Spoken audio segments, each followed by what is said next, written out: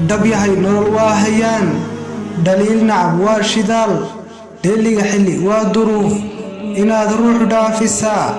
دبتي حقيق دوءها دبعالني وامداس إمسانة دي دوهني طليشة كدا كويري درباحة قورسي سيدو هقود الدين لذا كويري كدعي واملا الله dartay ruuxii dhutiyay idaafiye weedha nacab wataa guushiyo dhaqaaq ha soo dhabarjeedin idhi dhaaxaan dafiraadda iyo ku diirsaday dhaawucuu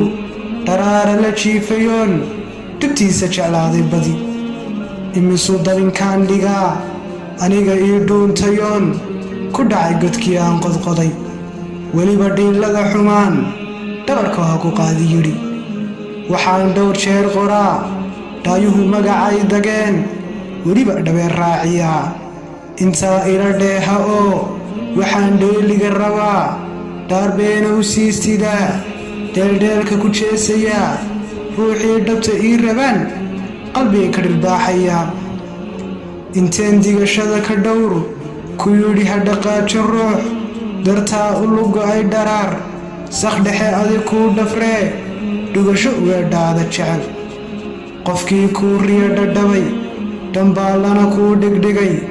adoo dhowr jeer ka dilay halkuu dhaawucu ku yaal muxuu isma dhalan rogee dhankaaga u soo ordaa dheehaaga u doonayaa naftii axad ay dhibayso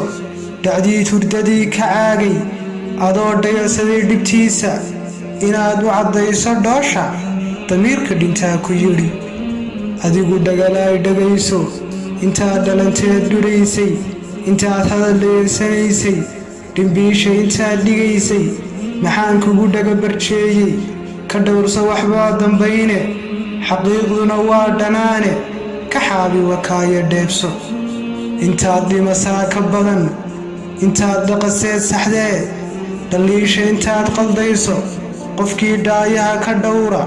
qofkii kuu dhabar adayga maxaad dhaandhaan u moodi maxaad ugu dhaga adaygi qofkii kuu dhimirsanaaday maxaad ula dhaawac raadin dhibtaadu qof ay dhibayso maxaad uga soo dhaqaaqi agtaada qofkii ku dhaartay inuu dadka kaa dhawaystay siduu hadalkuugu dhigay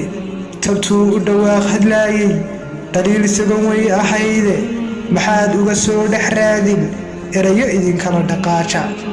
khiyaanada ruux ku dhiiran ku dhaatayntaa xumaanta u sheegaa sii dhisnaato nafsiga meel uu ku dhaafo